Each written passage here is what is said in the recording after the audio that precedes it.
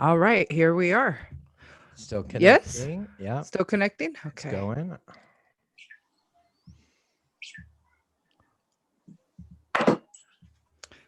Live on your channel. So We I'm are live. live. We are live. All right, everybody. What's up? Tanya Strata here on Talking.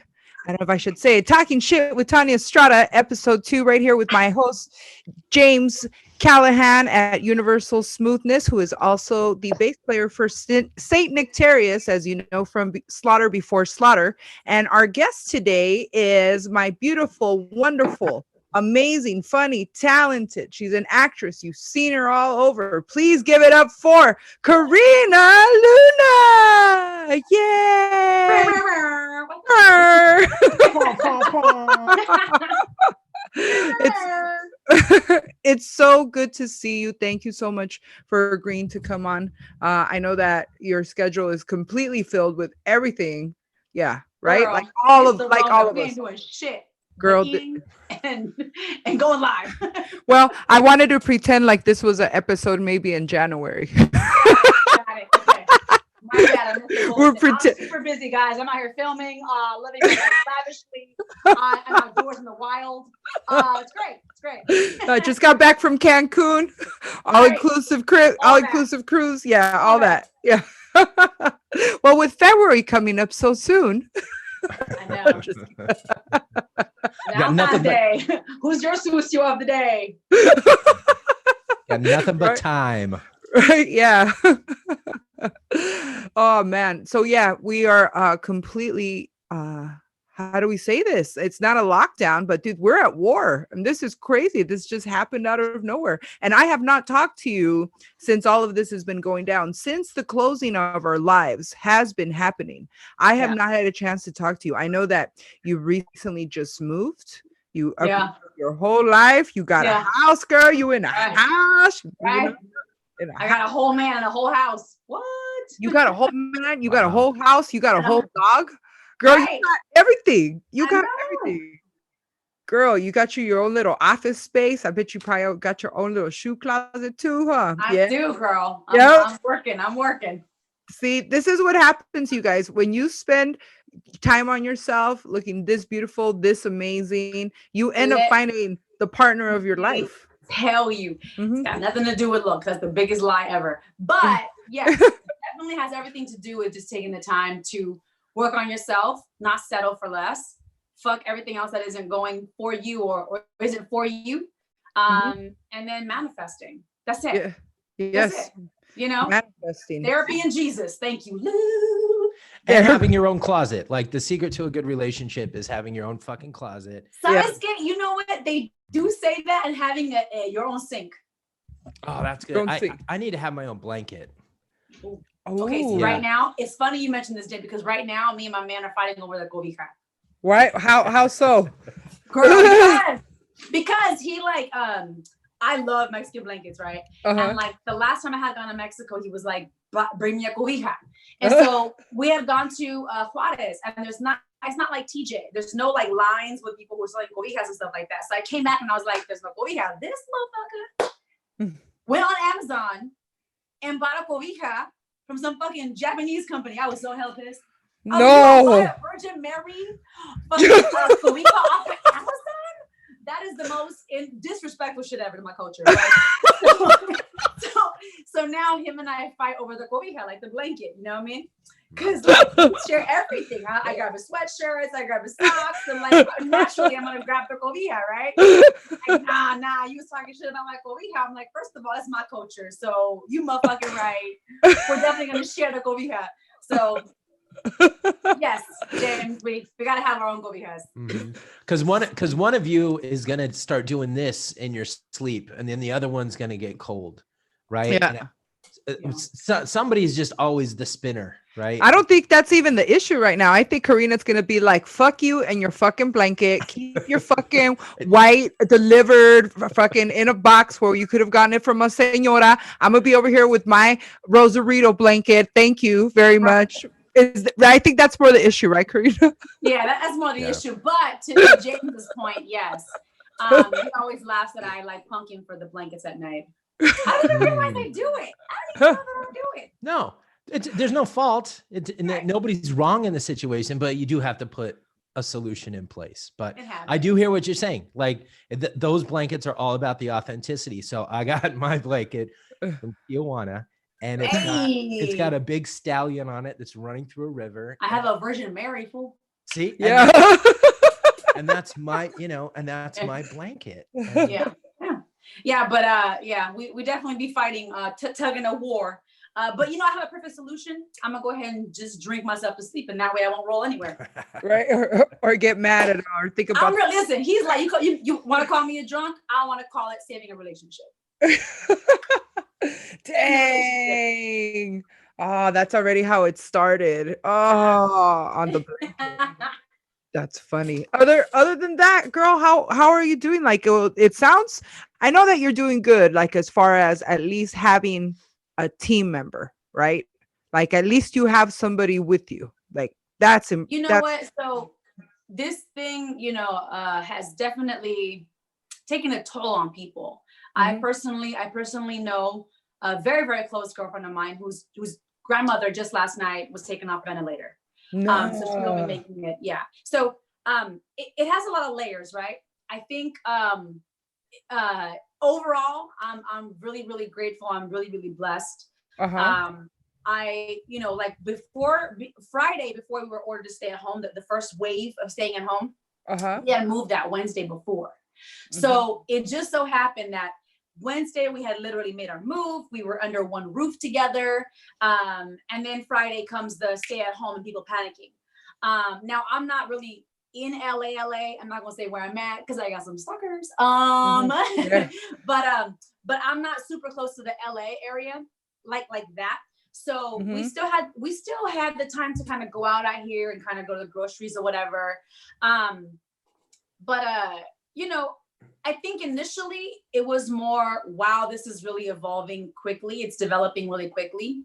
And then of course, because we're comedians and we're actual human beings, I cope with stress and pain through comedy. So it was cool to see memes and, repost stuff and joke here and there, but I never minimize the severity of this.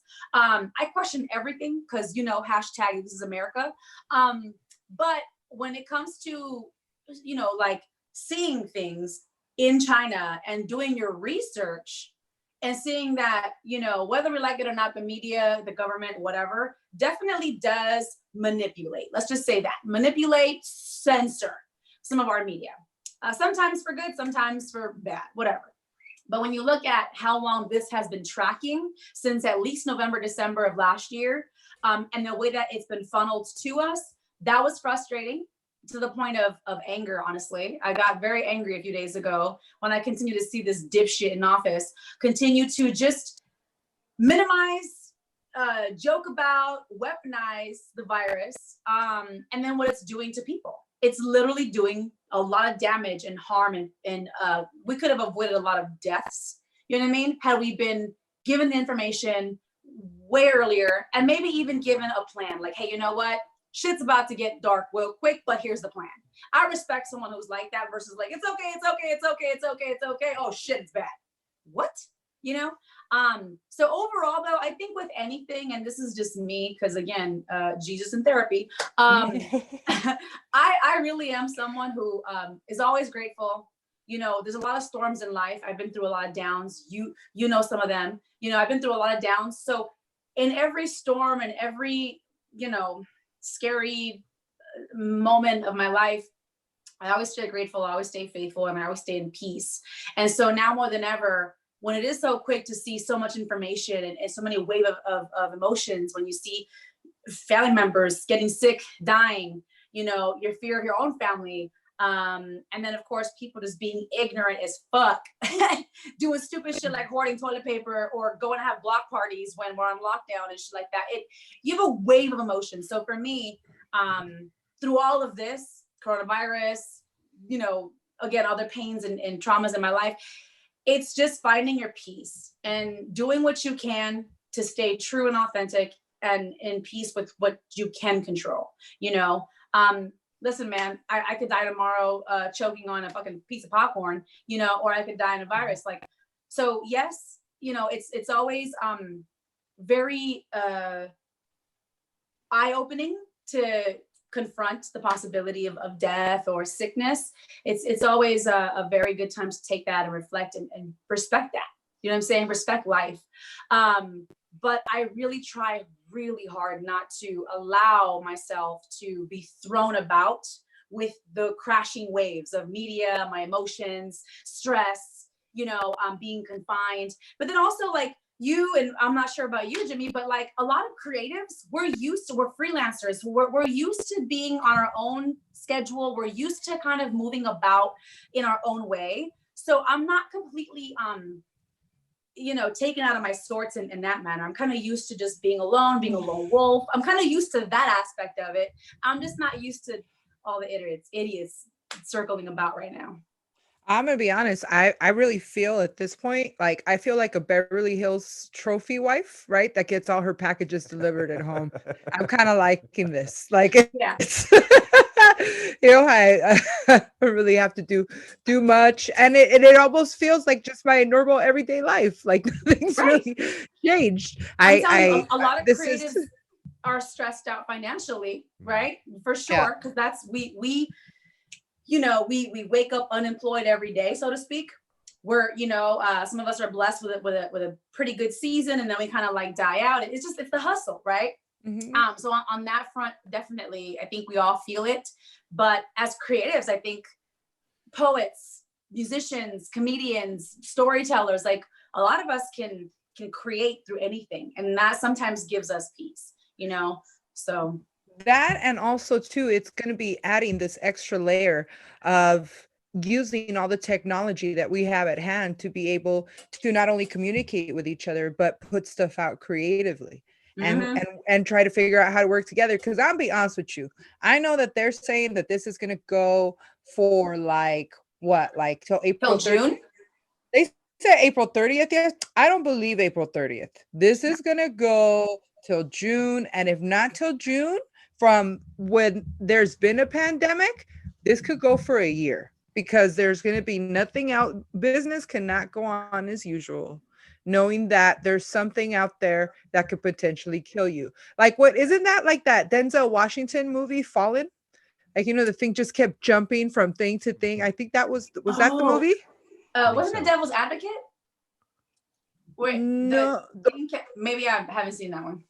Oh, Devil's Advocate. Yes, with Keanu Reeves, where that was another one where it did that. Mm-hmm. It kept jumping. Or was that Devil's Advocate, or was that Constantine? One of those. But I think the concept. But the concept. It never before have we seen anything in our life that is affecting the whole world as a whole, where this is, someone posted the other day, who it was, Desiree Contreras, Chopped Up Cherries, right? Yeah. She's so funny, right? Shout out to Desiree and Elisa. She posted the other day, she goes, what did we used to talk about before this? Wow. What was life? What was life like? And there's nothing to it. Like, now everything's not only that, but like now stuff's starting to go down. Like now, like people are starting to get drunk out there driving, doing the most. We had our first high-speed car chase last week. Did you get a chance to see that? No, there was a bank robbery out this way. The banks are still open? Yes, girl. Just kidding. Still open. I mean, so listen, I've been kind of trying to pay attention to that, right? Like, is it that emotions are bubbling, kind of like riots or people, being aggressive because emotions are rising? Or is it stuff that was always going on and we just now way more hypersensitive to it because we're on edge? I think the on edge part is coming with the financial part. Yeah, I for think sure. That's all coming. That's all starting to come together. Brewing. That's the brewing part. And not only that, but also the households with all the kids, with the parents, and then and not only that, like, children's services is closed. CPS is, they're closed. On a serious side, yeah. I mean, I'm sure, like, for example, living with an abusive individual, that's got to be hard. on a funny side, like, you a man and your wife won't suck you off. Like, you got to go see your mistress, but you can't go see her to release that. I mean, this is, Actually, if you come up with a good enough excuse and say have to go to like 5 supermarkets for lettuce, like, and you just do a doggy style, you could get away with it. Wow. What we talk about? Sorry, James. I don't know. Oh, I heard it was on CNN, I think it was, or something like that. No, I mean, I don't know. Like I said, I know that it's going to be a tough few, financially, emotionally, physically. It's going to be a lot that we're going to see. But I think more than ever, it's just, I don't know. I think now more than ever, this has really just shown us how divided we are as a country, as a community, as a people. We can't seem to band together, you know what I mean? Like, to just stay indoors. Like, what they should have done, if I may humbly say, is just immediately shut us down. Immediately. Hey, we're locking down. You have Mondays, Wednesdays, Fridays in these areas to go to groceries. Like, give us but the thing is, and I think it was a Russian official who was like, the reason why America is because they have so many rights, so many freedoms. We do. They're too used to so much freedom that they would revolt and have a big fucking thing. It's like, we can't band together and just say, hey, you know what, guys, for 14 days, let's just buckle down. Let's really, but there's always one goofball, always one idiot who's like, it's a hoax. It's the Democrats trying to take our guns and impeach the president. Like, what? Oh, it's getting more severe. Go ahead, Jimmy James. We also don't have a fucking plan. Every 4 years, the plan gets reset. And then for 3 years, there's a battle. And then maybe that last year, shit starts to come together for whatever that plan was. But like, Americans don't have plans. Like, the leaders don't have a plan. There's no oh shit button. They're going as, like, that's the way that's the way this country operates. But so again, to my point, is like, we the people have not been the people in a very long time. Because at one point, historically, we the people could overthrow a government. We the people could help create a law or overturn a law. We the people had a power. And we the people, like you said, I know laws take time and plans take time to like really roll them out, But right now in your community, if they're like, hey, we need to come together to help this family give them a Thanksgiving dinner, or we need to, like, we the people can't even band together on a small level. How we possibly create big impact if on a local level we can't come together? There's a few of us, don't get me wrong, there's a few of us, but when it matters for something to flatten a curve or to make an impact in a racial situation or economic, like, we just don't. There's always someone that has their own, needs to be heard in their particular manner. It's like, but can't we just find a common ground, agree on that, and start there? You hit the nail on the head, right? And it's that lack of community. And what's really going to be interesting when the first rolls around is, I think we're going to start to see some of that desperation and some of that panic actually hit. And now with the lockdown going through April, as soon as we get to May 1st, that's just going to increase, 100-fold. Yeah. And so I think we're going to start to see, as a byproduct, communities coming together, because if I have something that you need, we're going to have to start talking.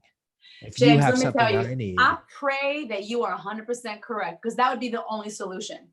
When a war, a general is about to go to war, what do they say? Divide and conquer.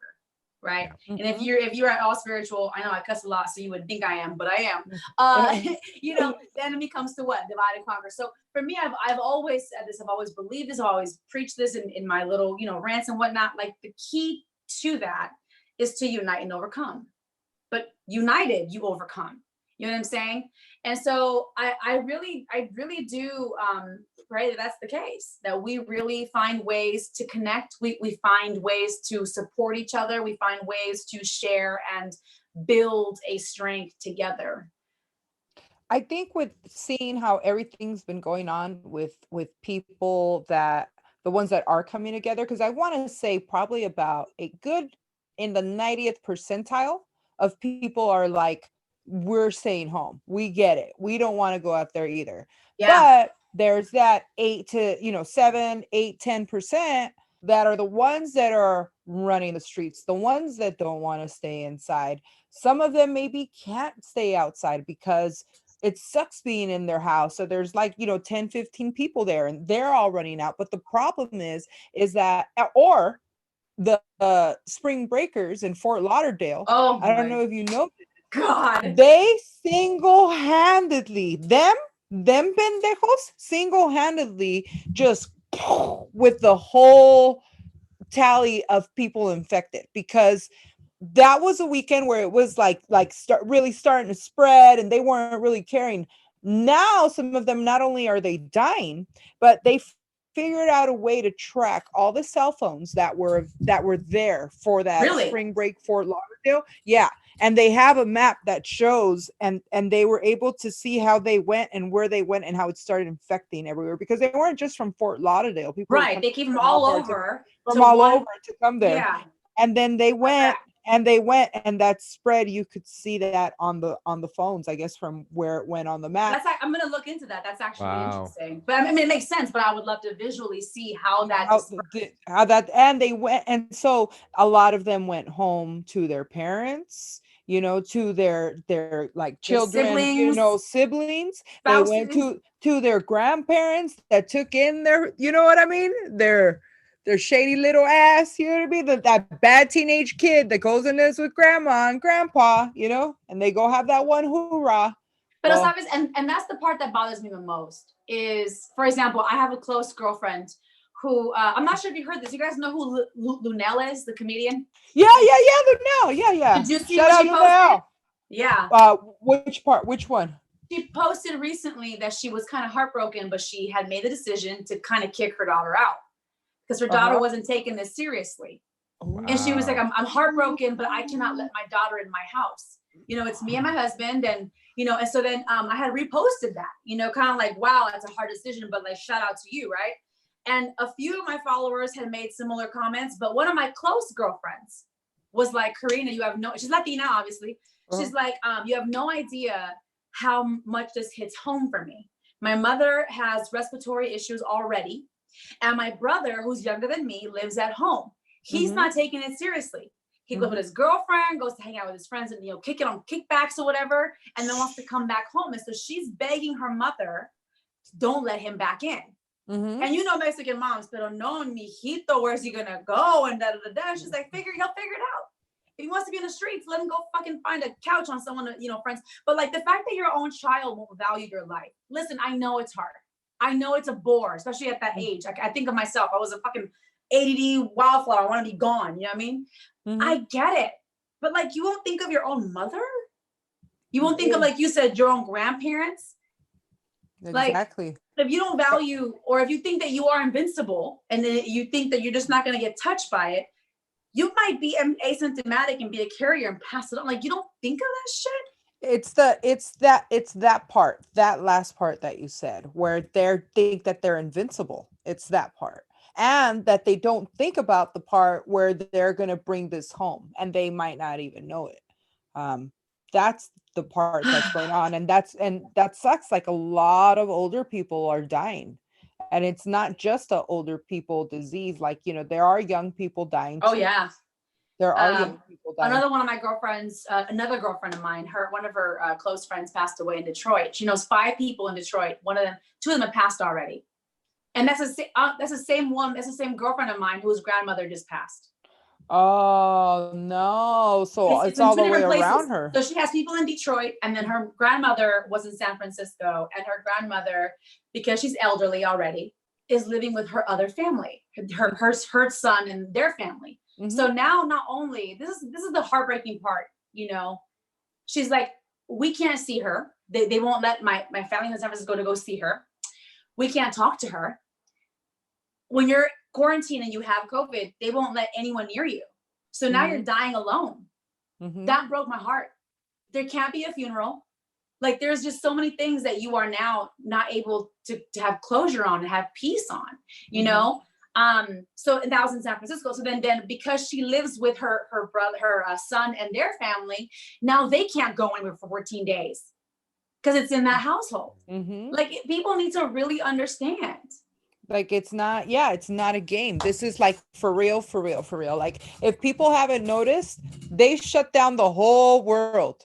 There is nothing possibly that you could be missing out on right now. There's no shows planned. You know, your favorite band isn't coming to town right now. Right. Nothing. You know what I mean? The best thing you got going on is if you're going to shower this day or not, to go to the grocery store. That's it. Girl, you lucky I put on makeup today because Girl, you know what I mean? If these videos get out, you know, I don't want them to think that there's a zombie apocalypse happening. I gotta keep it together. I gotta keep it together. Gotta keep it together. If I got a lot, James. That again? What about you, James? Yeah, what are your thoughts on the whole? Oh, you know, it's really interesting how a lot of people are just sitting by the sidelines and being, you know, very passive with their involvement and everything. Not to get dark, but I think if this was a bug that was wiping out kids, I think people would treat it a little bit differently. I think it's because of the age group that it's more or less attacking, you know, like you've got the older, you know, you've got the older demographic, and then you've got people with pre-existing conditions, respiratory issues. Cool. And now you're starting to hear some cases here and there where, you know, Olympic athletes who are just getting like knocked on their asses, people who are in great health just wiped out. But there isn't enough of those cases yet for people to, I think, for people to care and to not say, oh, that's just an edge case, that, you know, that one doesn't count. And I really think that if it was impacting a different demographic, people would act differently. You know what? I have to agree with you. I think, but so here's the thing with information and again, the administration and how they're conveying information. Yes, I agree with you 100%. I think that the powers that be figured, you know, it's the old people or the weaklings, let's just say, right? And that's not me speaking. That's just me assuming what they're believing in. The thing with the virus is, from what I hear from Dr. Fauci and like just paying attention to articles and whatnot, is that it morphs. It, you know, it changes every time, you know, when it went from not living on surfaces to now living on surfaces to on hair to, you know, to now being airborne, like it's continued to just mutate. And so now you're right. Now it is touching 18-year-olds. We had an infant die this past week. It is touching healthy people. But yeah, when it was like 55 and older, you know, compromised immune systems, it was kind of like, we're going to get through it. But now people are like, oh shit. Oh my God. That's the part, the airborne part. Like, how airborne is it? Like when they're telling us you can go outside and go exercise, you know, I'm thinking I'm clear because I'm right here off the side of the 710 freeway. For all my stalkers trying to locate it, it's right there on the side of the mountain. You'll run right into the cops. If you run into the cops, you're in the right spot. Yes, girl. Don't run into the helicopter. But right there, I go, right there. I wonder, could someone off the freeway like cough, you know, and is that gonna like travel, you know, and end up just in my air zone somehow? And if I'm running out there with a mask on, is that going to protect me from this little tiny microscopic pore that is somehow in the air? Is that going to get me or not get me? We don't know. Yeah. We as a people, we completely deserve what we're getting right now when it comes to this lack of trust and this lack of information, because this is the game that's been set. This is what the media has been doing. There's been truths on this side, truths on that side, truths on the third side, you know, truths on the fourth side. Like who the fuck are you going to pay attention to? Like who's got the real story? There is no one source of truth. Right. And different people with different levels of audiences are saying honestly what I think they believe to be the truth. I don't think I'd like to think that nobody's out there pitching a bad story to be mean or to be a dick, or just to set people up. But there is no one source of truth. So when that happens, it's just, it's just chaos. It's like, what do you do, Well, right now we have a total missing link when it comes to where this came from, especially because unfortunately, I feel like the Chinese or the new Mexicans, they don't tell the whole truth. They're like they're like, no, we don't know. We don't know nothing. Like do you know that they stopped the count at 80,000? They're like, oh yeah, it was 80,000. That's how many died. That's it. There's been no more reports after 80,000. And here we're surpassing 100,000. Yeah. And they just like stopped counting. That part, not only that part, but when scientifically I'm looking at it from the perspective of this virus was in a Chinese lab 3 miles from the start zone. It's like, who went to lunch? Who went to lunch over to the market? Who went on their lunch break right over there? Like who and no one there's that missing part right there. And somehow there's the lab, there's the market, and there's 27, 28 infected people. And until we find out what happened, it's going to be a long time before we get the real answers that we need in order to try to get something to fight this. Well, the supposed patient, just to jump in, the supposed patient zero has been tracked. What? No. Yeah. Oh, I've been waiting for patient zero. Chinese. So she's a Chinese female, and she was in the Wuhan wet market, actually selling some product, and she was in the stall next to the stall that supposedly had the animals that were stacked on top of each other, where they think this came from. Right? It started in one animal and jumped to another animal, and at that point, then it became it mutated, and it became possible for people to pick it up.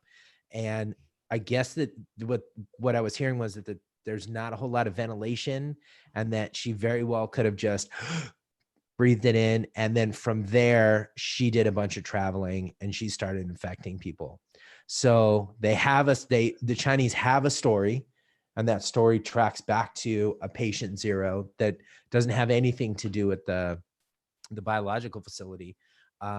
So at least at some point, like it kind of, there's a little bit of closure to at least think that there's a story to the beginning of it, and it's not just poof, this happened out of thin air, or there was something malicious behind it. But I'll send you the link. It was a really interesting read. How nasty must how nasty must those cages be? Of like on top of each other, of like I've seen the read on, it's like feces and mucus and pus and blood of all these different, like no, it's just that, okay, so these cages, every time they sell an animal, they don't clean whatever the animal has done on the cage, right? Girl, this ain't America. China is not America. Don't look at me like they got health and safety codes. I see you giving me that look. No, they don't clean it. They don't clean it. God. They just put in another animal in that cage. So every time, and who knows? You know what? Maybe I'm being judgy. Who knows? Maybe they throw un poquito de agua, on the cage. Maybe they throw a little bit of water hose right there, real quick, and then they keep it pushing, but they just throw another animal. So they keep doing this over and over. So what James is saying is that this has been, all, and the mere smell, the ammonia, everything fermenting together, the no ventilation is good, because no ventilation is a perfect breeding ground for bacteria. Yeah. And then who knows, as far as the climate in that room, stuffy, hot.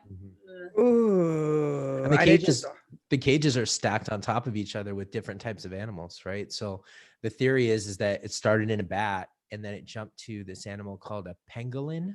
I saw something about a pangolin. It looks like a penguin and like an armadillo, huh? It's like an anteater armadillo sort of thing. Yeah, it's one of the most trafficked and abused animals in the world. We don't know what it is, but we also don't have a Chinese population that we're trying to feed with strange animals and scraps. You know what I mean? So like people over there, like they're doing what they need to do to survive. And part of that is going, exotic fruits and vegetables and meats, you know? Oh, well, this has happened. This happened before, apparently in the 1970s, something like that. And there's been a few times that there has been a virus that starts from a market in China. This has been going on for a while. I was reading another article about that, that this is not the first time that this has happened. And I'm just floored that this keeps on happening. No wonder my mom was always so like, no, mija, no, like I don't trust her, like talking about Asian people that comen perro y se enferman. You know what I mean? They eat Right. dog and you'll get sick, like kind of thing. And there's always been this thing like, no, mija, you know, they eat weird animals. Like, no, and I didn't know what she was tripping on. I didn't know Right. it was her thing. And then now I see why, when you look back in history, that this has happened many times before. You're not supposed to be eating these animals. If you think about it, when you're doing something like that, you end up they end up creating an allergy probably that will attack a human when you eat things you're not supposed to eat, like especially a bat. If you're gonna eat a bat, dude, did you not see Dracula? You saw Dracula, right? You know what happens with Dracula, you know? It turns you, girl. So what do you think's gonna happen when you eat a bat? You don't think something's gonna happen? It's gross. It's just so gross. It's very racist against bats. Is it? God, geez. It's just hard. It's hard with a population that big, you know, like we've got it so easy over here. And you know, it's really, I think it's great now to walk into a market and not have every choice available. You know, this is really like the United States is like dipping their toe in the third world country pool to see what the fuck. Which is why, like, you've seen these memes like, oh, you can't pay your rent. Oh, you're not sure how you're going to feed your family. Welcome to being a person of color in America. You know what I mean? Like, you know, or you're being told no, or the police is bothering you right now. Like, we can joke about it, you know, and I agree overall, you know, as mentioned earlier, I think that we just have too many rights. We're accustomed to, you know, I travel a lot. Obviously I've been to Mexico, not just the popular parts. I've been to Asia. I've been to, throughout, you know, my life. And so I've always had, and because I'm first generation Mexican American, I've always had an appreciation for what I do have, you know, and having been to other areas, Thailand and so on and so forth, like you have every time I travel, that's what I think traveling does for you, is it really makes you have a deeper, more profound level of gratitude, because you're right. We're very wasteful in this country. We're very privileged in this country, even those that really systematically aren't, you know, structurally, economically in this country, we still are, you know? Yeah. So I agree with, you know, I hope that we do leave this storm changed. You know, my hope is that it's for the better. I kind of like it. I like the way that everything's settled down. I like the way that everything has stopped. I like the way that nature is getting a break. That to see the sky that beautiful. I ain't seen clouds like that since the 80s, and I was little. Remember when you'd go out and play outside and how pretty the sky would be, and the big old clouds and fluffy. And you know, and lately all I've known is smog and chemtrails. That's all I've known. That's all I've been seeing. Like, I mean, you're right. So that's what I'm saying. Like, I was just telling my man, I was like, you know, like the pros, again, always focused on positive, silver lining, right? Yes. Like environmentally, wow, you know, but then also it's really cool to, like, when you have to go to the store or you have to be out, you see kids on the street again playing football on their bikes. You know what I mean? Like there are some good things that we've gotten back to. Obviously you're forced at home having dinner, eating with your family, you know what I mean? Cooking a lot more. So there's a lot of pros. And again, I hope that we walk out of this taking some positives from it. Yeah. People are not going to go back to offices. Like there's too many remote workflows that are put in place for the people that are still working. People are figuring out, you know, how to juggle their kids and work. And when they get a little bit of a break, such as schools opening back up, I think a lot of people are going to be like, I'm not driving, fuck off. Like, I'm going to work from home. I figured out how to do it. I'll come in when I have a meeting. And this really feels like a test run for when the fight for global warming is going to kick in. And if your birthday is on odd numbers, you get to drive on Mondays and Tuesdays. And if your birthday is on even numbers, you get to drive on Wednesdays and Thursdays and Fridays, I'm Saturdays. down. No cars on the road. I will. I'm down. Mm-hmm. Which I, is fantastic, you know? Yeah. I'm with it. I love it. I would love to see us evolve into what we've always seen in TV and in movies and in sci-fi. And you know, the Jetsons did this for us. You know, they started this. Remember when they'd be FaceTiming? You know, they'd even get a hold of the Don't maid. lie. You know, How many of us thought by 2020 we'd be living a Jetson life? Oh, yeah. Yeah, for sure. Right here. That was meant to be. It was, but you know what? It seems like 2020 hit and we got kicked into this futuristic state. Like we just like it was a like foot kick, like ass drop. Like I'm watching 72, 73, 75-year-olds figuring out how to work. I Like was about to say the FaceTime, thing. Zoom. They're on FaceTime, they're on social media. They're like There's- figuring it out now. They're figuring that out. They have Yeah. no other choice. It's that or like complete isolation. And and we're gonna walk away from this time like, damn, like we lived through that, which is funny because you know, when you think of terms of a war, you think, dang, I'm gonna be out there and I said this before, you'd be out there in camouflage, you know, with a gun and throwing, you know, having grenades fly by your face. But instead, dude, we're chilling. Like we're literally like we've got to find a lot of Netflix shows and just quarantine and chill. That's really and take this as a peaceful time.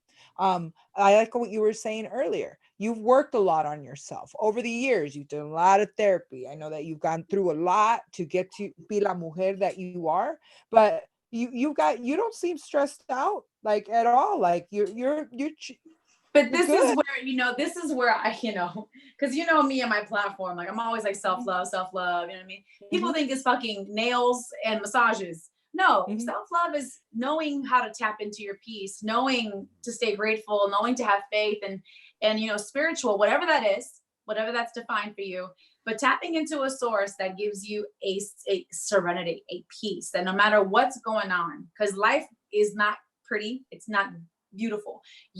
What is that when they say either heaven or hell can be here on earth? It's up to you. Mhm. You know what I mean? Now obviously there are things, if you're a child and you're in abusive, there's certain things obviously are different, but if you're in a certain age and you're still carrying things from your past, or you're still in spaces where you have the power to take yourself out of, right? Mhm. What I preach to and what I talked about and what I try to motivate and inspire people to do, to read books, to find happiness in nature, to really just connect with source, you know, it really does get you through. Of course, I'm a human being. I go through thoughts, I have emotions. I you know, I was really angry a few days ago, like angry. I'm human, you know, but it's knowing how to process. This is what's happening right now. Let me process this.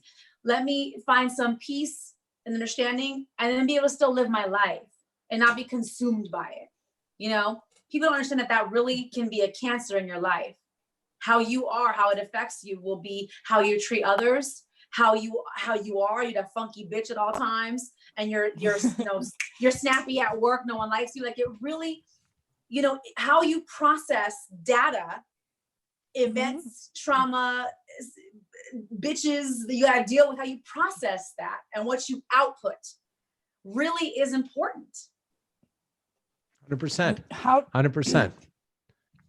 how with all of that, all of those tools, now that you're forced to be, and you know, not in a bad way, because for some people it's forced, but you're with your partner, you know, not a lot of people know, breaking news, Karina got a man.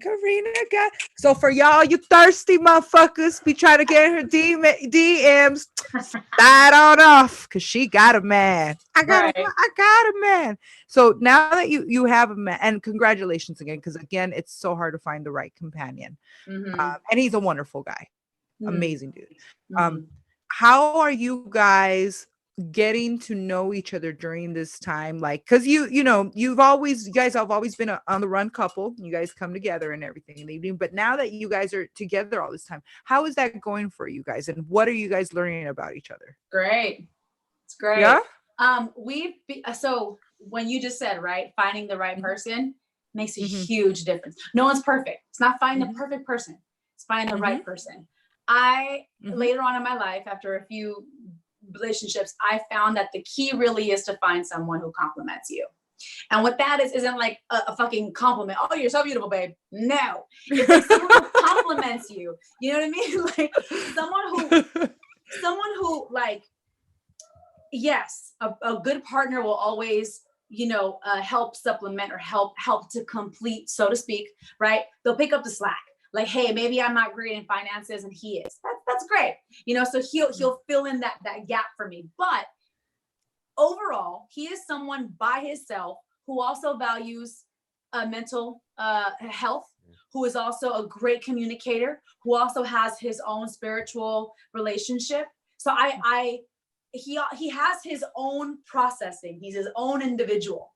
And it so happens that we've met, and individually we complement each other. We align in many ways. We align in our processing, in our communication. Of course, it was rocky in the beginning. You have to find, your languages and your triggers and make those adjustments. But because we are good-hearted people individually, he's very generous. He's giving. He, gives to charities, and he's an educated person. He has a good family. Like, we have so much that we align on. I found my best friend.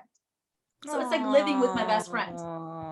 Don't get me wrong. Even when we were, not under these circumstances, we'd still be like, you know what? I need some solo time. Because we're very alike, we value our solo time. We value our individuality. So because we're living together, right? We're stuck in a house. Shit, we still go out for a run by ourselves. We still go take a reading session by ourselves. Like, we still need to be individuals. Okay. That's what I think people forget in general. You need to be individuals. And when you're out of this, I always say you have to have boys' times and girls' times, and, a boys' getaway and a girls' trip. Like, you need contrast. You need like a friend. If you were with your best friend every fucking day, you'd get tired of the bitch. Like, girl. Yeah, you gotta go home. You got something to do? Right. Shit, what you gonna get into, girl? What you about to do? So we have a lot of things that we align on, but we have a lot of differences. He has different interests. Like I said, he can go read. He can go read. The fact that any person likes to go read and go read something, like, there's just things that he has individual interests, and when we come together, it's like, I love feeling like I'm learning something from you. Like, we have opposing, even with politics, we have sometimes opposing belief systems or opposing thought processes, but it's because we can communicate and sometimes agree, disagree respectfully, that we can continue in this partnership. So it hasn't been that bad. You know what I mean? But it really is super crucial that you do your work and you figure out who the fuck you are, who you want to be, what triggers you, who you figure that shit out first. You know what I mean? And then you find someone that you align with. Wow, that's really interesting. You just hit at a really good point that's really happening right now, especially because the president comes on and gives us, he addresses us every day. You just mentioned that you're with somebody that has huge ratings. I got huge ratings. More than the NFL, Monday Night Football. I'm huge. huge. Thank you, Mr. Trump, for making an appearance on the podcast. best president. The best president. That's so fucking funny. He's fucking weird, man. China, because it came from China. That was I'm sorry. You got to give credit where credit was due. I know you don't like the man, but the man's a fucking comedian. He's funny. He's funny. He's funny. Yeah. He's like, if I think if the American people, and remember, I'm a registered Democrat, so I can say this, and I have not watched the news in 4 years, 4 years. I have not been watching the news. And the first time that I saw him, I was like, this motherfucker is fucking funny. He's an entertainer. He comes out, he's like, with the Chinese virus. And then when that girl popped up and she was like, "Excuse me, Mr. President, why would you say Chinese virus? Because it came from China." I'm sorry, Karina, but I think that people need to stop being so offended and realize he's always had that funny asshole charisma of being funny. Like that would be like anybody that you would know that was trying to be funny. But besides that, I don't dislike the guy for being who the hell he is. Mhm. I dislike him being in a position of leadership. Policy making. Yes. Yeah. Yes. But what I heard was that you and your partner have opposing political views. Yeah, sometimes we do. And- Yeah, absolutely. Oh, that's very interesting. Again, it's good though, because overall, so we can have disagreements, we can have differences of opinion, but again, for the most part, at our core values, we are very in tune, right? Mhm. So it's like let's just say you like me. Oh, that's my homegirl, that's my road dog. Oh man, I love sushi. I fucking can't stand sushi. You know what I mean? Yeah. It's like I'm not gonna force you sushi just because That's a you perfect love me and I example. love you. You know, so it's the same thing. It's like we can still get along on the core values on who we are as a person. We're good people, but I just might like something or agree with something that you don't. But again, it comes back to having a very firm ground on who you are. And don't get me wrong, sometimes his perspectives in our back and forth and our banter has given me some thought. Oh shit, maybe I just hadn't seen it from that perspective. You know what I mean? And the thing is this, when we have opposing beliefs or have a conversation where we discover, oh shit, we're not really on the same page with that. It's never about let me turn you or let me be right. It's never about that. It's just, this is what I believe. Oh, interesting. I don't. Okay, well, let me tell you about it. Okay, well, let me tell you about my position. You know what I mean? And then still be able to go, oh, I see you over there and I'll be over here and cool. Still love you though. You know, and I love that you can still have opposing views, and opposing views I think make for much more interesting friendships and relationships than having someone that you're constantly, in Tanya, agreement but with we go everything. back with we go back to in everything. It's Mhm. always about ego. Mhm. It's always about I want to be right. And Mhm. my way is the right way. And Mhm. my politics and my religion and my way of living is better. But when you away That's where from we lose the ego, fight immediately. yes. But when you're away from ego and you can agree to disagree, listen to someone else's train of thought and be like, that's not a personal attack against you. That's just what they think. And I think a lot of people miss that when they start arguing politics on Facebook. I I'm like, welcome I welcome contrast. I welcome opposition, but I've always said it respectfully. I think a lot of people don't know how to be told no or challenged. So immediately, instinctually, they become defensive and combative. You know what I mean? yes. And that's why a lot of conversations can't be conversations and discussions, they become arguments. Yes. One thing that I can proudly say is in the 4 years we've been together, we've had maybe 3 arguments, like arguments.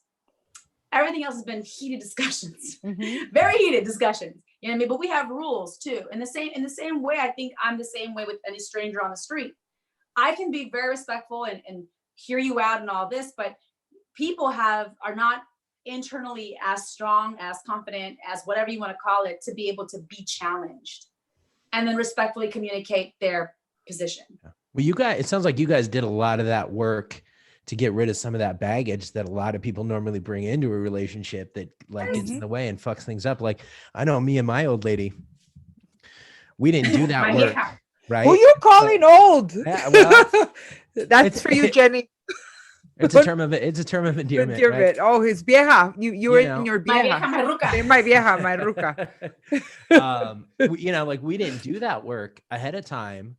And, we fell in love and moved in together and then immediately knew like, oh shit, we have to go to some counseling. Like we got to pick up a therapist. And we just started shredding therapists. Like that's how gnarly it was. We were just churning through them. Damn. And and just boom, boom, boom until we found, somebody that really, really worked for us. And that's also a key. Yeah, totally. You have to have the right referee, right? Like if you don't have the right referee, if you're playing one game and the referee's trying to call a different game, it doesn't work. Yeah. but at the same time, we also, jumped into individual therapy as well, which I See, think and without my helped a knowing lot. you, obviously, like it's really dope I don't know your story. I literally just met this man today. It's dope because it seems as if though, how you just said, we fell in love, we moved in, and then we hit this wall, but it feels like you both were willing and committed to work on the process and move forward, no matter how hard that was. I think a lot of people lack that. And then the second thing that I love that you said, which is another key essential, is that you were willing to, and I'm not sure if you know this, but you needed to go to individual in order to continue on or move forward with couple counseling. We absolutely, we needed to, otherwise it wasn't gonna, it honestly, like it wasn't going to work for one of us, like one of us is going to say, okay, I'm going to tap out. But it's And great. how long have you guys been going on? Oh my God, we've been together forever. Forever is For a long like, time. I stopped counting. Yeah, we've been married for going on 10 years. Oh. But yeah, our first date was a blind date. Like, you don't ever hear about blind dates anymore, but we had a blind date at City Walk that lasted like 6 hours. We just like went to the next place. We saw Dane Cook on our first date. Oh, wow. Yeah. Over at a comedy club that doesn't exist anymore. So, there was a lot of good things going for us, but at the same time, like we didn't know how to fight. And so when we would fight, it would get very unfair and it would get very, very dirty. Yeah. And so there were no heated discussions. There were just arguments. It was like, okay, we're going to start talking. And all of a sudden, oh my God, it's up here now. Attacks. But good for you guys for figuring that out. And now when did you guys move in together? Officially, like what, about a month ago? I mean, to be real, like we're at a certain age where we spend a lot of time at each other's place, so we know how we live and we've traveled a lot. So we know how we live, but officially like living together, the beginning of March. But again, I think a lot, and I always talk about this on my platform too. It's like I, on my own, before I ever met him, had decided to make that commitment to myself. I realized, I looked up and I had a really bad relationship, which Tana knows about and I won't get into, but it was really abusive and really traumatic. And so, but before that, my therapist had asked me, well, do you see any patterns in your relationships, And I only had like 3 serious ones at that time. So I started to like look for parallels. And that's when I realized, okay, I'm the common denominator. Don't get me wrong, I was not the reason for a lot of these things going wrong, but I was the facilitator. I allowed enabler, and yes, and so I was the one that allowed them to. They were toxic already. I wasn't really aware of that, but I allowed it because, and long story short, so I had made the commitment to like figure me out. What was it about me that kind of fell into that pattern or looked for these things? And then, I think it's great. I think it's amazing that you and her were able to, already having been in it, go to it. Too many people just be like, fuck it. She's not the one. Yeah. It is what it is. We tried. Yeah. You know what I mean? Yeah. And it's also great because I wish my parents would go to therapy. They stood together. And that's not a good thing. There's certain parents who were like, we've been together for 45 years. Yeah, but they're toxic, horrible ass years. You know what I'm saying? Yeah. You should really break up or go to therapy. Yeah. So for me, that was never like a badge of honor. We're together 45 years. Yeah, but I don't want that. I don't want the relationship. You know what I mean? Yeah. So I think that a lot of people do need to be comfortable with like looking at themselves in the mirror and just kind of going, not judging. You're just exploring what your needs are, what your voids are, what your triggers are, how you communicate. You know what I'm saying? Like those are very important things. And this knowledge translates into professional, but a family, it translates, it's just good to have this data so you can communicate better and flourish in so many areas of your life. It's universally, not just romantic. It's universally applicable, right? Like you can dish it out, anywhere. and just be a better person. It's great that you guys have such a unique sense of self. You know, I'm really curious now that you guys are newly moved in officially. What are you doing during this time so that you're not overstepping those boundaries when you guys are I don't know if you guys are spending more time together now than you had originally planned. You know, I think maybe everybody is a little bit, but are you doing anything special to retain that sense of self now that you don't necessarily have those freedoms and those opportunities to go out and run around maybe as much as you did a month ago? You know what? I mean, yes and no. I think because we're very similar in companionship. Like I'm very much so like a Mustang. I gotta run and go and be free and be wild. But my tendencies don't need to literally be out in the wild. I can sometimes I'm a lone wolf, so I can sometimes just curl up in a book and escape in a book. You know, so we, you know, a lot of people aren't used to working from home because we are. Before any of this happened, we already had like a structure. We wake up in the morning, we work out together, have smoothies, the whole nine, and then kind of go our separate ways. Going our separate ways might literally be you going to work on your computer and I'll be downstairs reading a book or be on social media or whatever the case is. And then we come together for like lunch. And then same thing, we break off again, you know? So I guess in a way we already had this structure of like companionship, but also enough space. Now that we are confined, so to speak, thankfully our space is spacious. So we're not like in a 1-bedroom apartment, and that I'm sure helps and also hurts those that aren't in, you know, in that space. But we don't mind going for a walk solo. We don't mind, you know, watching TV downstairs while you're upstairs, or you know what I mean? Like, so now let me also just say we are only like a month in. So check back with me in 3 weeks. Well, also too being now we all girl, no le eches sal. Right? Las bendiciones, no le eches sal, I girl. think No we'll le be eches fine sal. though. I think we'll be fine. I think you'll be good. I think you'll be good. The space definitely helps. And I think that's really healthy that you guys are in separate spaces and still continue your routine.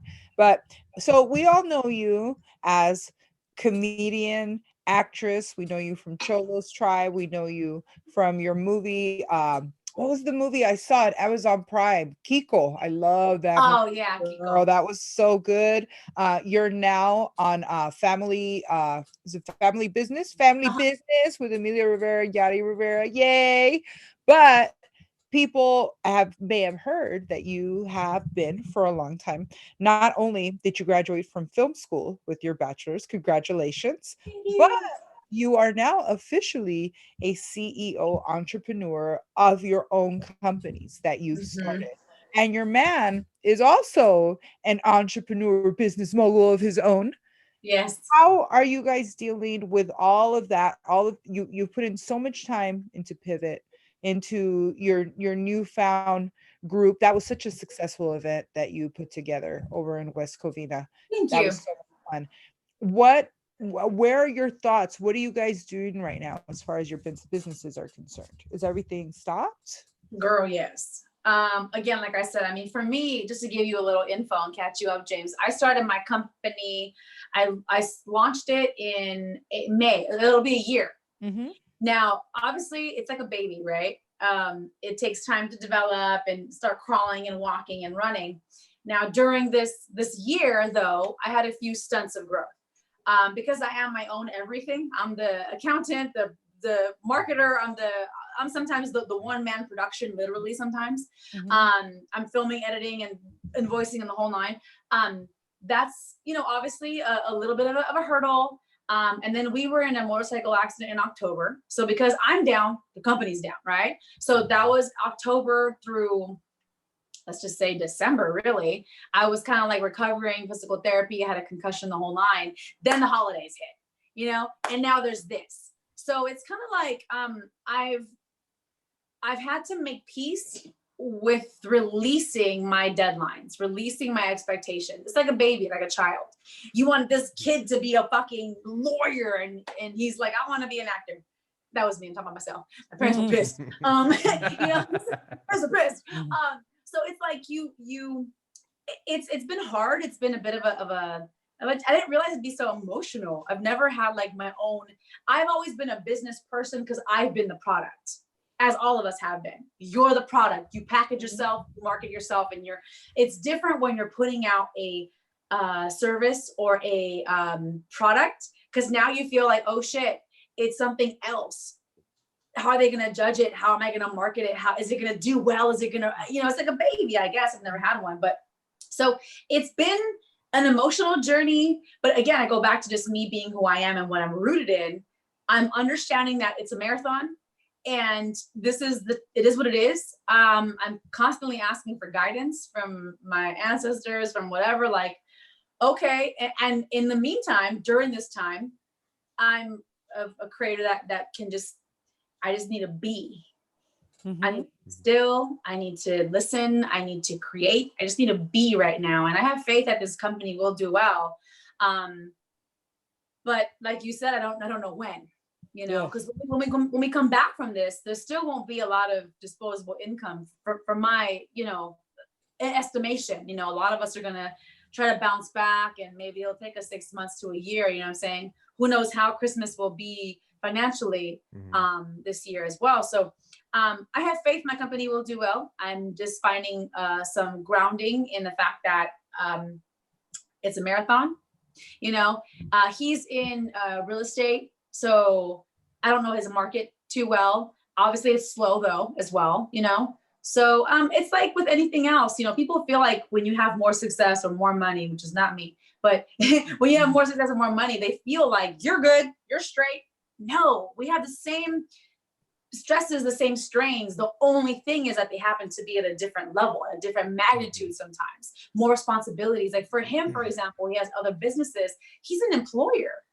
He's like, you have no idea how hard it is to know that I can't continue to employ, and now I'm responsible for why a family can't eat. There's way more stresses. Just because you think there's more money involved and more success, unless you're fucking a multi-billion-dollar company, you're not safe. You're not just living lavishly. You're still a working individual that's still connected to community, So we're taking it a day at a time. We're being conservative. We're again staying faithful. I'm cooking a lot more. And again, being home, also you're not spending a lot of money, except for him. He has an Amazon addiction. I'm gonna work on that. Oh no, this is the wrong time for Amazon addiction. Yeah. Oh no, he's getting stuff delivered every day, huh? Good girl. Like a He has Beverly a Hills collection trophy of wife. pops. Do you guys know what pops are? Yeah, the dolls. Yeah. This is my Guillermo del Toro. Funkos. Oh. Yeah. He's got a wall. I will show y'all later. A wall. Like a wall lined of Funkos. And every now and again, like I think it was last week, he got the Migos. Oh. He got Biggie. Oh, that's funny. Oh, no. Did he get the fluffy one? ¿Cuál? The fluff, isn't that the Funko, the pop doll, Jimmy James, the fluffy? Yeah. Gabe put out a no, he hasn't got that one. Ooh. He's got like literally like cartoons. He's got Tupac, Biggie. He's got hip hop people. He's got like just almost everything out there. Dude, Game of Thrones. You know what's dangerous about, so the Amazon addiction, like that's a real thing, right? Like you order something and in 2 days you get your hit and you're satisfied. Right. So the fucked up thing is that, so Amazon Prime's like, it's really hard for them to deliver within a 2-day window now. It's taking, anywhere from like 4 days to 7 days to get Amazon Prime deliveries. And so what I think could be happening is people aren't getting that hit and that satisfaction as soon as they are. So they're going on and they're buying more stuff.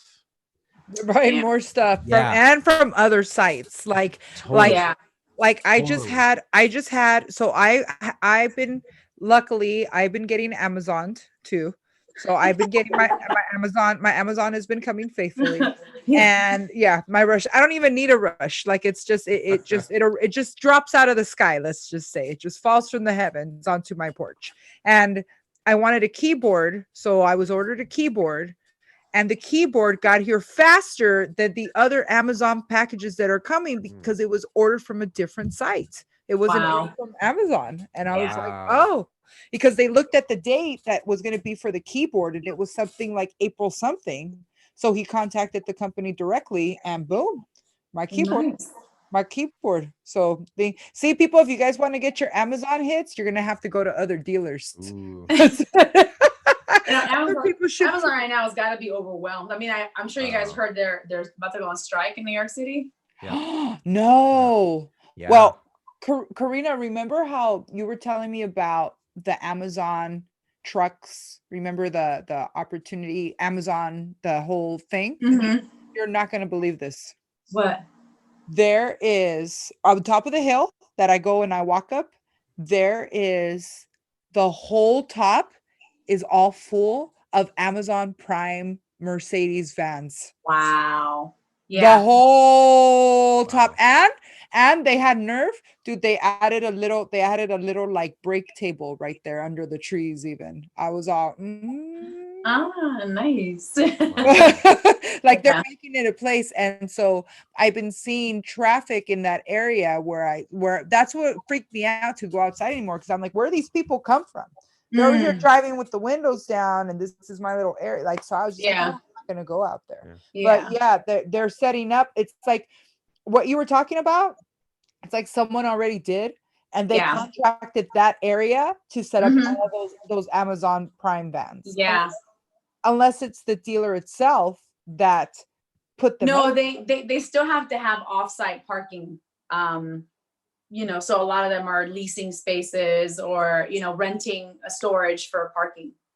So the space that they're actually renting out, which is very interesting, is actually right behind where they filmed Animal Kingdom season 3. It's like the back side of it. So Animal Kingdom season 3 was filmed at the old women's prison up here in East LA off of Eastern. It was called Civil Brand, right? And they closed it down for a lot of years.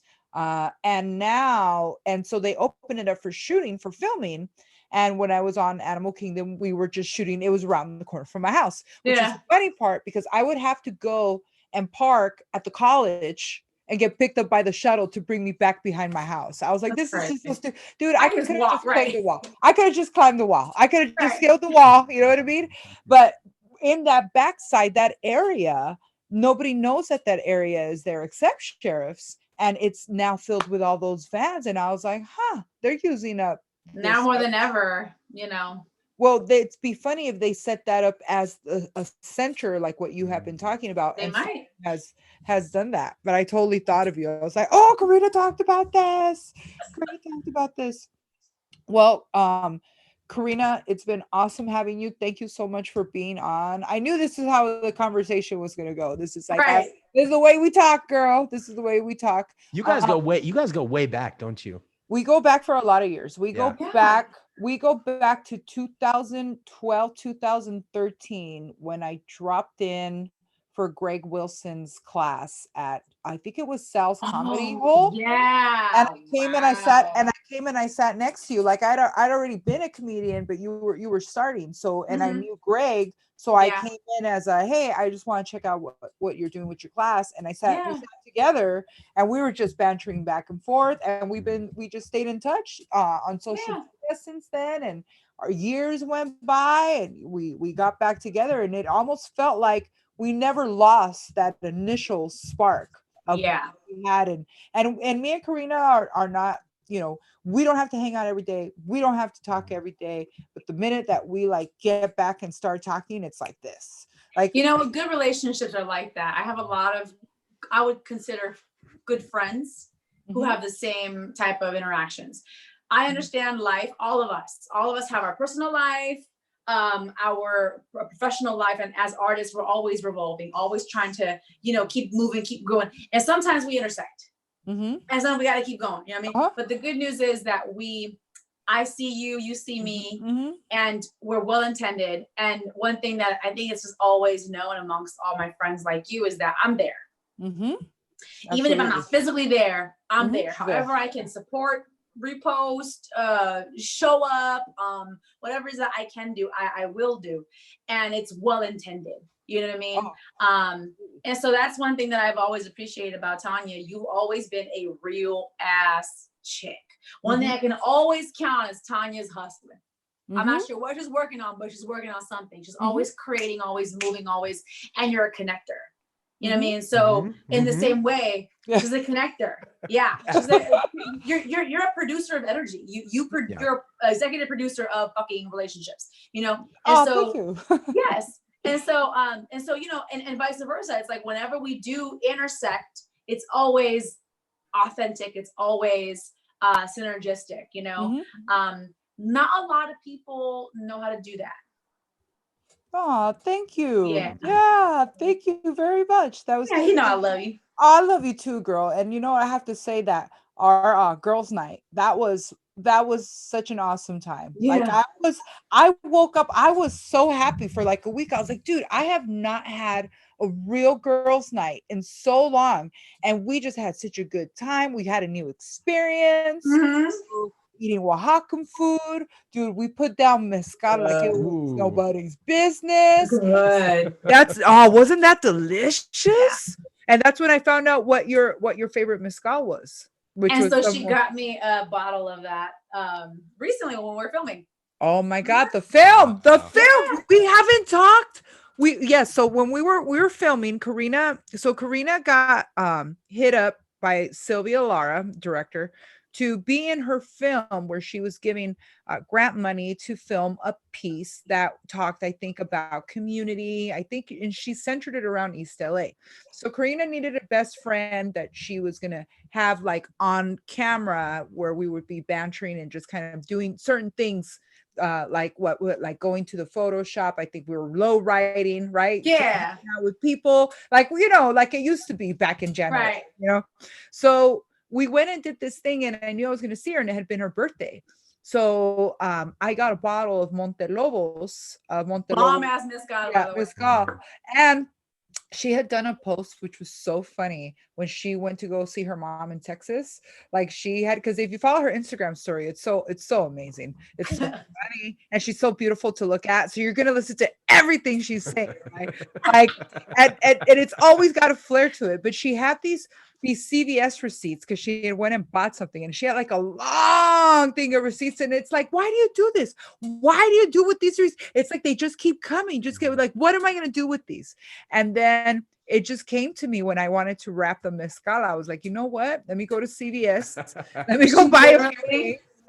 Package my birthday gift in CVS receipt. So it was way more special because it totally tied in that I'll never forget that CVS receipt thing. But before I ask you how the mezcal is going, is the mezcal gone? Not yet. Oh, good girl. Look at you. Con control. I know, girl. Oh, tiene control. Wow, that's cool. He's still saving it. So Sylvia Laura, you know, what was the name of the movie we did? What was it called? I don't remember. I'm not gonna lie to you. It was something that was kind of like she hit me up and I didn't know where it was gonna go. I was just gonna support her because she's like, hey, listen, I can't pay you guys. I need this kind of a look for this kind of a slice of life. And I kind of like who I am as a creator. As I participate, I create, and then I release it. So it wasn't until later where she was like, hey, so I'll back up. The only reason why I agreed after I checked her out was because she's a female cinematographer. Those two words in one sentence, very rare. And she's good. I was like, yep, whatever you need, I'm there. If you can use me anyway and whatever, I'm there. And so I brought Tanya, obviously. And before we knew it, I had no idea it was screening at where was it? It was a fest. Oh, it's called Beauty Never Lost. It's called Beauty Never Lost. And she screened it at what studio? It was at Paramount Pictures. It was a festival that they were having. She won. Dude, yeah, she placed, and she was there for the nomination, and they were going for it was a $10,000 prize that was and she won the prize. She's a great talent, and I wasn't able to be there because I was actually filming on a different lot that day. Was it Universal, I think, or what was that? Yes, you were at Universal, NBC. Universal, yeah, I was NBC. And so but yeah, so I'm not gonna lie to you, I didn't know what she was doing. The only reason why I committed was because she was Latina and a fucking cinematographer. I'm like, yep, whatever you need, I'm there. I had no idea what it was gonna do, what she wanted. I'm like, okay.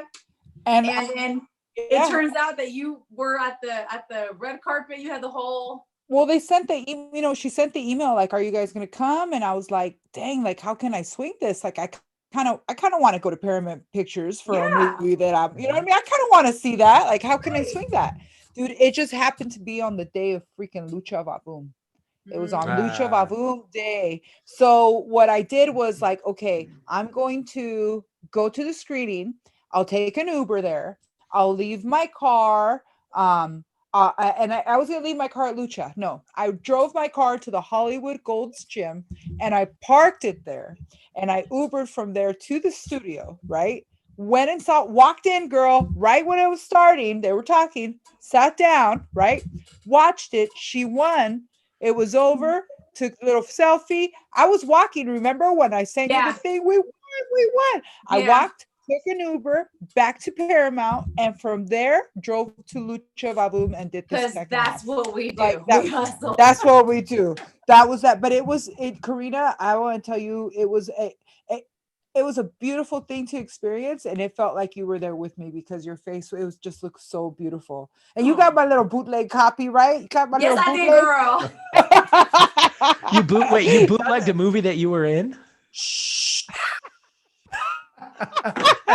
That is fucking gangster. Cell phones up. But this is why I love you, girl, because she's down for everything. She's down for everything. You know what? I had to do it because I was just like, who knows when we're gonna see it again. I really want Karina to see this. Mm-hmm. Like, let me just grab it, and hopefully I could send it over. And I'm sure Sylvia's listening. Girl, don't worry, girl. You know what I mean? I'll give you your cut when it comes. Anybody wants it? $10. Hit me up on. Oh my god! I just start 334. So you're the bootleg. But that was. Thank you so much for having me on that. That was such an amazing experience, and for sure. It really showed for one thing that I've always been into. Always show up for your commitments, no matter what. Yeah. And in that, like, girl, I'll always show up for you. I'll always show up for you. And she does, man. This is like, I know you guys are hearing it or whatever, and like, she's someone who I can, like I said, always count on. But also, because I'm the same way. Mm-hmm. I'm the same giving person. Mm-hmm. I'm also very careful as to what I do offer and what I do ask as a favor, because I know that we're all out here trying to get going, get productive. So I'm never one to just call upon somebody just on some bullshit. Mm-hmm.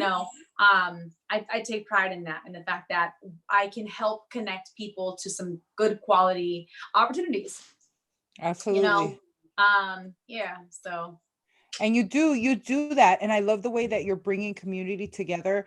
And we're going to teach you how to use this Zoom thing. I know you want to use this broadcasting thing, because I really think that you can use this to continue doing your meetings with your partner. Yeah. And at least provide another outlet to group. You can group a lot of people together on this thing, which is really, really cool. I have a few ideas, and I was going to do some research, but I'll hop off and talk with you guys later about it. I was trying to figure out what platforms would do well with this, like living, you know what I mean? Mm-hmm. So but we'll talk about that later. Yeah, we'll talk about that later.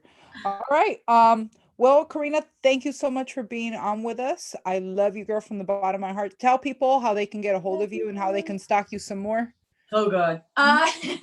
You guys can find me on Instagram. It's the easiest one. I am Karina Luna, Karina Luna. Yo soy Karina Luna. I am Karina Luna.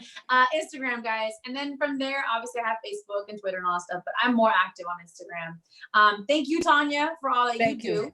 Jane, girl. Really great talking to you, and nice to meet you. I'm sure we'll intersect, in the future again. I'm sure. It was great to meet you as well. All right. Well, thank you guys so much for joining us. And this was episode 2 in the books. Yeah. Boom. We in like sin. Thank you guys. Thank you. Peace. Peace.